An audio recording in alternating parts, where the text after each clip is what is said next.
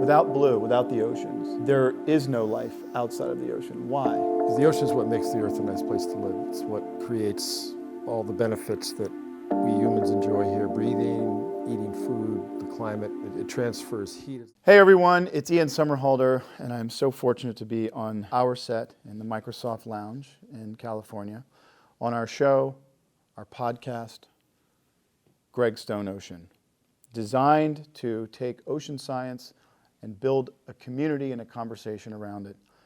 I am here with one of the greatest celebrated marine scientists of our time, Dr. Greg Stone, a dear brother and a mentor of mine, someone who inspires us all on a daily basis about ocean knowledge, but about the simplicity of sustainability around the oceans and how it all affects us. Thank you for doing this show with me, and thank you for allowing me to interview you. Thank you. And I want to just jump in. How did you become Dr. Greg Stone? How did you know that the sea was your future? You know, I grew up in the outskirts of Boston, and my family wasn't involved with the ocean at all, but I watched TV. And there were these programs called The Undersea World of Jacques Cousteau. I've heard of that guy. And every few months there would be one of these episodes. It was on Sunday nights, and they were like an hour long. And I saw one of those. Man, I was in. And I would count the days between episodes, waiting for the next one to come out. Because here was this guy with a funny accent out on a boat, exploring, diving, you know, finding shipwrecks and swimming with dolphins. And it just really, really drew me in. And then there was another TV show called Sea Hunt with Lloyd Bridges. He was a diver with an old double hose regulator. I remember in every episode he'd get stuck in a cave or somebody would come up behind him and cut his regulator. But that also took place underwater. So these two programs kind of I would swim in my head at night thinking about the ocean. But I never got to the ocean until I was 7 or 8 or 9 years old. My cousin lived just south of Boston. And I remember we had 2 masks and 2 flippers. We each got a flipper. And took me out into a tide pool off of Nantasket Beach, just south of Boston. And, you know, to this day, I can remember going underwater the first time and seeing the kelp and the world below you. Yeah, and it was something about it was bracing cold of the ocean and the visual stimulation. And I knew the ocean was going to be my thing. I didn't know it was going to be science, but I knew from that point on it was going to be the ocean. Happiness is a very good compass in life. And I sensed happiness and passion in that compass direction, the ocean. Right. And then, you know, I just kept heading in that direction. Right. And eventually became a scientist. But it was the following my passion and following my happiness is really what I was doing from the start. Well, 12,000 dives later. Now, yeah. Here we are. How I met this man was, and we talked about this in my episode. I met him with Dr. Sylvia Earle. And we were sitting drinking this like 60-year-old Barbados rum at Weiland's house. In the Florida Keys. In the Florida Keys before this dive. And I was sitting with these 2 incredible scientists. And they were discussing exactly how important the ocean is. And Dr. Sylvia Earle looked at me and she says, Ian, without blue, there is no green. And then Greg goes, exactly, and here's why. Without blue, without the oceans, there is no life outside of the ocean. Why? Because the ocean is what makes the earth a nice place to live. It's what creates all the benefits that we humans enjoy here, breathing, eating food, the climate. It transfers heat. It's like a big radiator. It keeps the heat at the right temperature. It's really the key to making the earth a habitable planet. And it's not like it's a habitable planet for us. It's the planet from which we came. We are a direct reflection of the earth. We have to be here. We have to be here. If we go up just 10 miles, it becomes uninhabitable for us. And all the other planets in our solar system are uninhabitable for us. This planet is the only place we can be. Right. We're designed to be here. Right. We're part of the earth. And the ocean is the key element, the key feature. Everything comes back to the ocean on the planet. Now, the second thing is we are really in a bad place right now. We are going down the toilet. We're using more than we're putting back, right? We're using way more than we're putting back. The way we're operating, if you look at the earth as an operating system, it needs certain inputs. And those inputs then provide these benefits to us as people. That system is operating way beyond its operating specifications. It's like an engine that's about to overheat. It's going so fast, right? It's gotten very serious. And I started off my life loving the ocean and heading to a career that would allow me to be on it or under it for most of it. But I did not start out thinking that I was going to become a marine conservationist. Right. But when I saw, as a scientist, the conditions and what was happening some 30 years ago. You couldn't turn back. I couldn't turn back. There's a consequence to knowing something, in my view. That's when I changed over and started to try to find ways for modern society to live in a way that supports the ocean and that the ocean can support us. Right. 4 books later, right? Countless documentaries, TED Talks. He lectures in Davos at the World Economic Forum. He's also the architect of preserving these protected marine spaces. I want Dr. Gregg to walk us through this because it's actually quite incredible. Look at this. I even got you a light pin. Hey, all right. How's it work? I don't know. I think I stole it from the party. So explain what you were explaining to me earlier, which is how it all works, right? Well, first thing is, as you said, in the old days, navigators hardly knew where they were to begin with, so they guessed. Saying you were in the North Atlantic was convenient. It sort of knew you were up here somewhere, South Atlantic down here. And then, of course, the largest body of water on our planet is the Pacific. You put the Atlantic and the Indian Ocean together, they're still smaller than the Pacific. Right. But they And all are connected. They're all one fluid, interconnected system of salt water moving sideways. It's moving up and down. It's cold. It's hot. And this is one global ocean that is the life support system of the planet. We are messing it up in all kinds of ways, from taking too much fish out of it, polluting it with carbon dioxide, causing it to become more acidic. We're heating it up, putting plastic into it. We basically take too much of what we want out of it, and we put too much of what we don't want into it. And it's beginning to fail.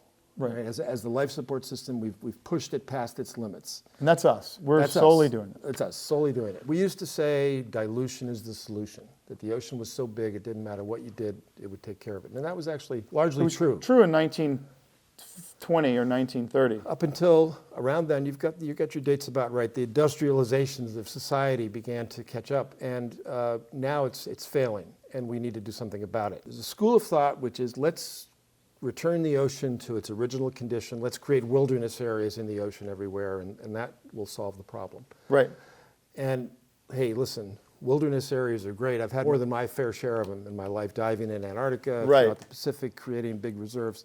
But that is not the answer. The answer is to optimize the ocean as an operating system. And what that means is to find the key places in the ocean where it does its special things. Like, for example, there's a current that runs around Antarctica. It's called the Antarctic Circumpolar Current. Hardly anybody's ever heard of it, but it's the most important current on the whole planet. It's the major driver of all the other currents on the planet. If you think about it, Ian, there's only one place on the planet that the wind blows continuously from west to east with no continent to interrupt it, and that's right around Antarctica.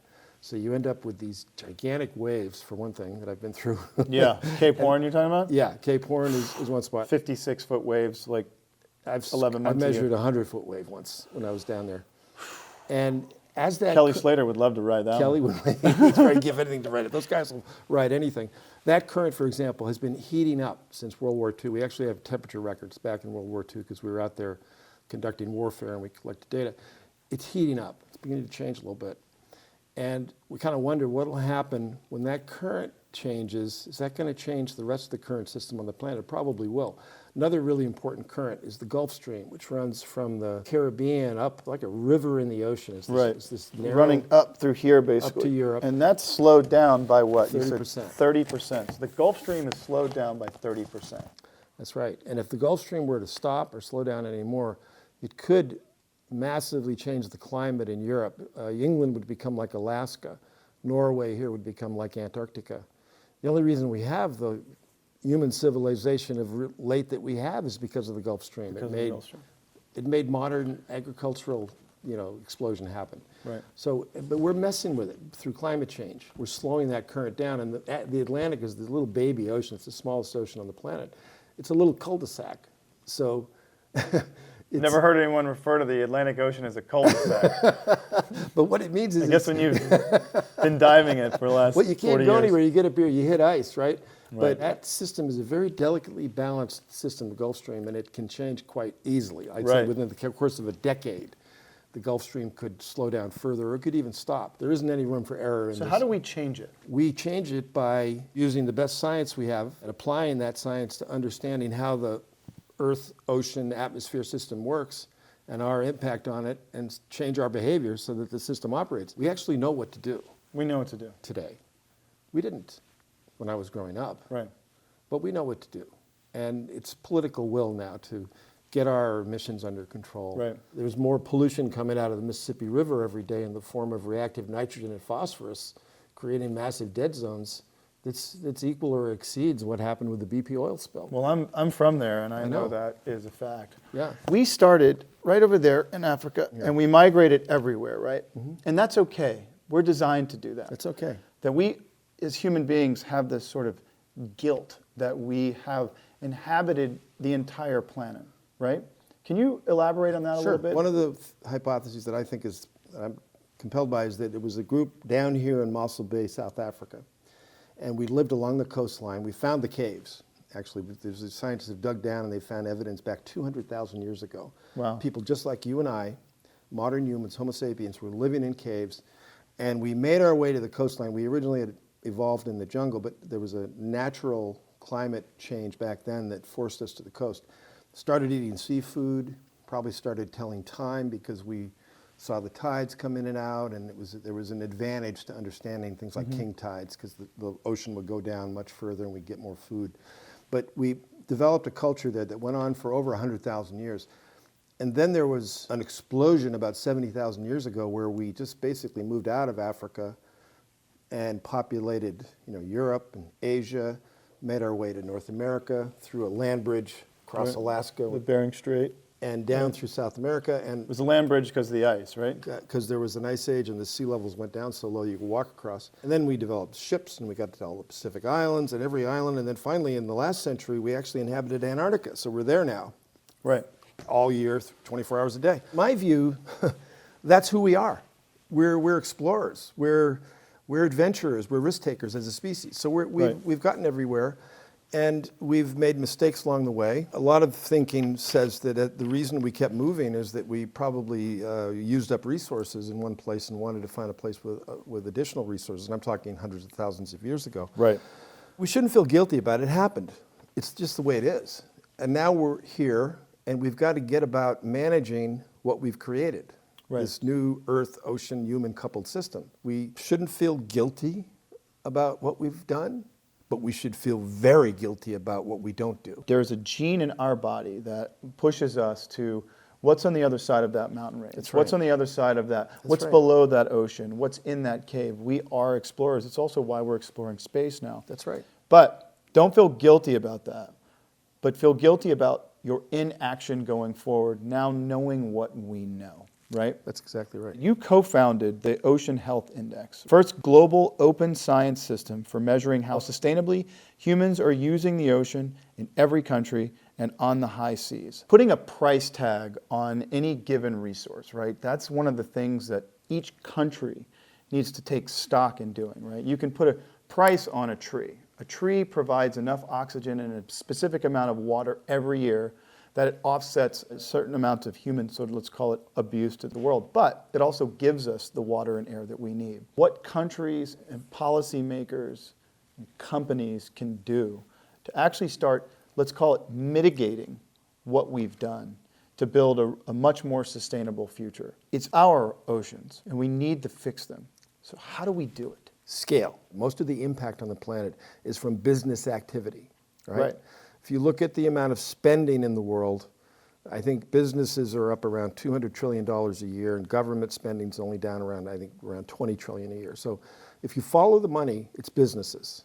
If you change the behavior of businesses, you change the footprint or the impact of people on the planet. You can only change the behavior of companies with consumer behavioral changes. That's correct. And with social media and all the transparency that's in the world today, companies care. right, And companies can get caught out now like they never could before because consumers care. because consumers care. So it does get back to people, you're right. Walk us through, what are those big key avenues in which we can make swift and drastic change that is great for business, it's great for the world, it's great for the consumer? How do we get out of this, and how do we do it where it's sustainable and it's affordable? Yeah. On the one hand, it's very complicated. On the other hand, it's very simple. Yeah. It's like when you ask a 6-year-old or a 4-year-old, it's like the meaning of life, and they tell it to you, and you start weeping. And I'm going to try to give you a take on the complicated and a take on the simple, okay? Right, yeah, please. Yeah. On the simple, it's about decarbonizing our economy, our world. Right. And what that means is we've got to stop releasing the carbon that's been stored in the earth in fossil fuels quite naturally through the death of life from millions of years ago. Right. That's morphed over time into coal and oil and gas, and then we're released into the atmosphere and we're cooking the earth. Okay. Right. Decarbonizing our world so we don't use fossil fuels, stop heating the planet up, would go a long way to saving the oceans. Let me tell you, if we could stop that right away. Right. So that's a big simple, right? Decarbonize. And then another big simple is sustainable, and I'm going to introduce a word that's not used very much, rejuvenative. Sustainable and rejuvenative food sourcing. What I mean by that is you want a farm that not only doesn't use more than its fair share of water and fertilizers and space and all that, but you want that farm to make the earth better somehow because it existed. Right. And you want to have an aquaculture operation, not only produce healthy, nutritious food, but making the ocean better, cleaning the ocean somehow maybe in the process. There's an example of regenerative, sustainable food production. You might have an aquaculture farm that produces high quality protein, but at the same time it cleans the ocean, right? So it does more than its fair share. So there's two very simple ideas, right? Decarbonize and sustainable regenerative food production. Because of our trajectory, right, and where we've come from since the Industrial Revolution, species extinction is happening at an alarming rate at this moment in time. And the most conservative estimates that is in 50 years, 36% of all species on Earth will be extinct. And that's the really conservative ones. When you talk to not even some of the more progressive scientists, even some of the really conservative ones say, look, we can't put this out there, but it's really more about half. It's more like 46 to half. So if almost half of all species on Earth will be extinct within our lifetime, 50 years, it's technically called generation extinction, right? This will be the largest mass extinction since the dinosaurs 65 million years ago. That's right. That is not an acceptable thing for us to wake up with every day and let be. So the idea is if we can, through regenerative food production and decarbonizing our economy, we can build greener, stronger economies while providing sustainable, healthy food sources to everyone in not abundance, but as what we need, right? That's the simple part. That's the simple. Okay. Crap. All right. No, why is it complicated? Why is it complicated? It's complicated because it's hard to understand how this Earth-ocean system, atmospheric system works, although we are getting a pretty good handle on it finally.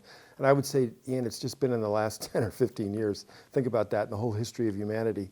It's the last 10 or 15 years that we're beginning to get an idea of how it actually works. Right. I'm beginning to be able to have this kind of a conversation as a scientist with you, is to give you the big picture. Yeah, I mean, 10 years ago, a scientist of your caliber would never sit with some 2-bit television actor. You're not a 2-bit television actor. And a technology. I tested you, actually. A lot of celebrities, people in your space. Don't use that word. I'll cut you with this megalodon. Oh, is that a bad word to use? Okay.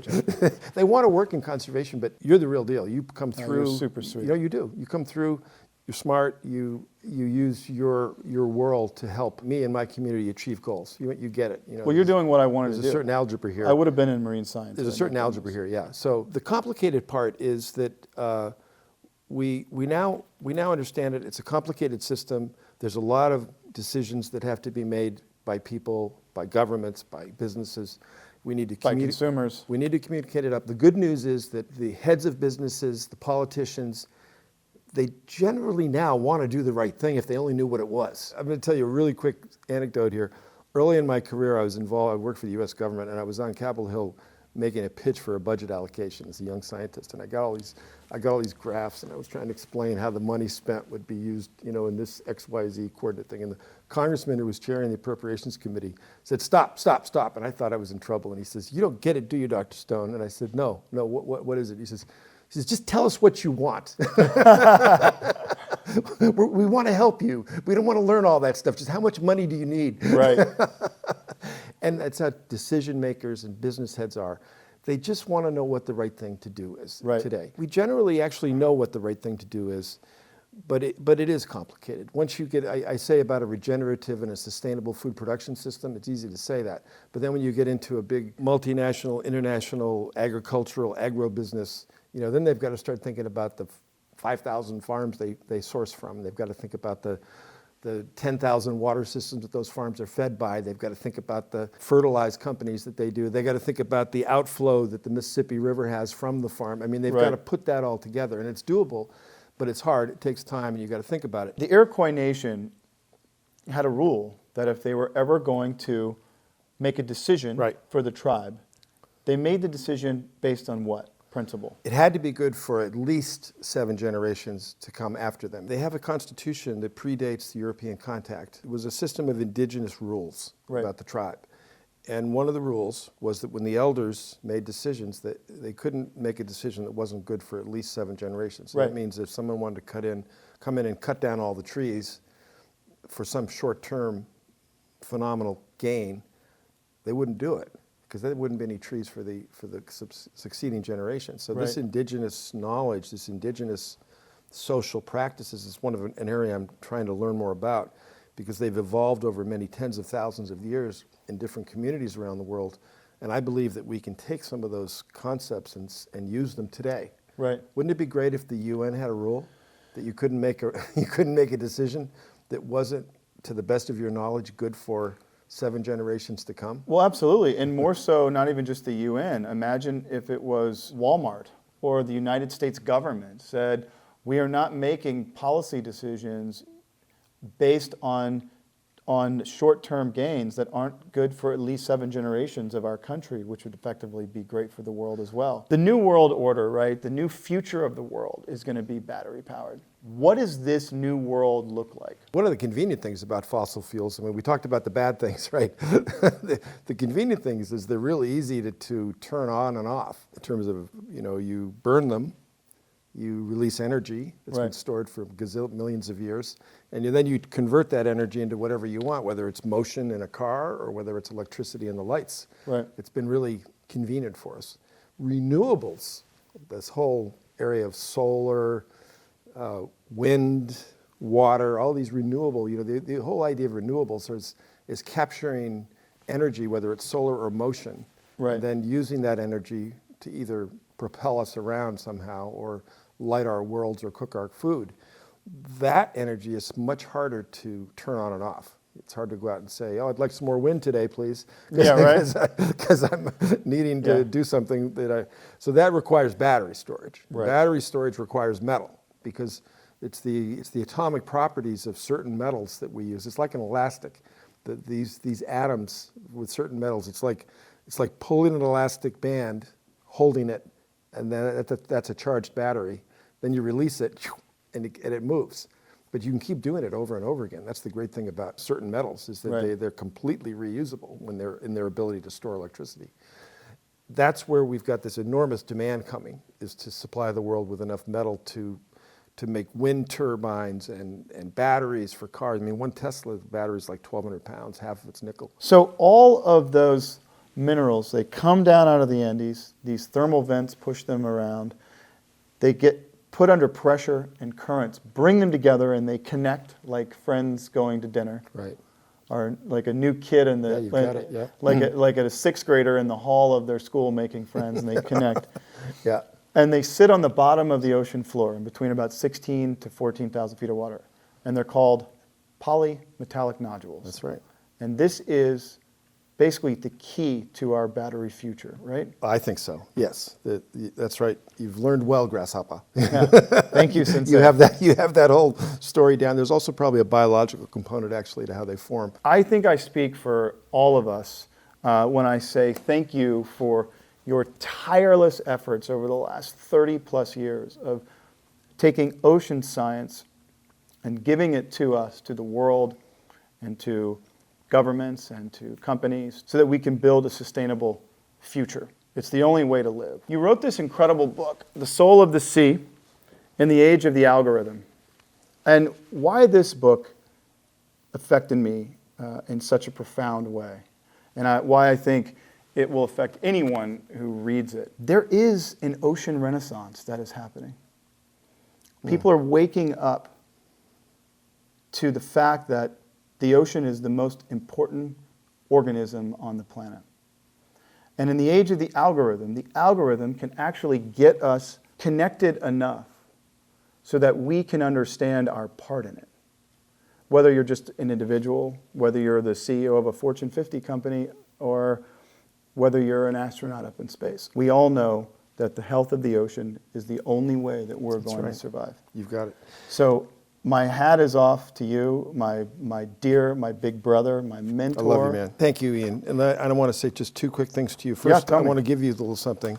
This is a book for you from Christine and I thanking you. It's a book called The Water World. It's an antique book. It was written in the 1880s. Oh, wow. And I love this book because basically everything we knew about the ocean at that time, and it's richly illustrated with plates from that era and Thanks, brother. very well written. Thanks, Christine. It's a good read, okay? Yeah, and great. it's just a little memento thanking you for all you've done here. And the second thing I want to do is I want to invite you on a journey with me. We're going to go out and explore the oceans pole to pole.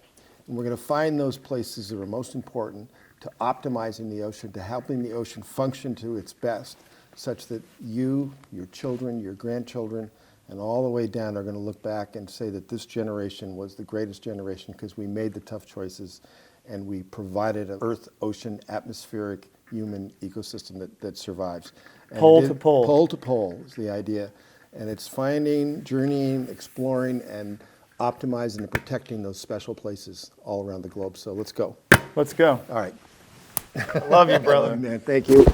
You're my big brother, dude. You're my little baby brother. I am. Thank you for guiding me. Yeah, you're much through better all looking than me, though. No, not at all, man.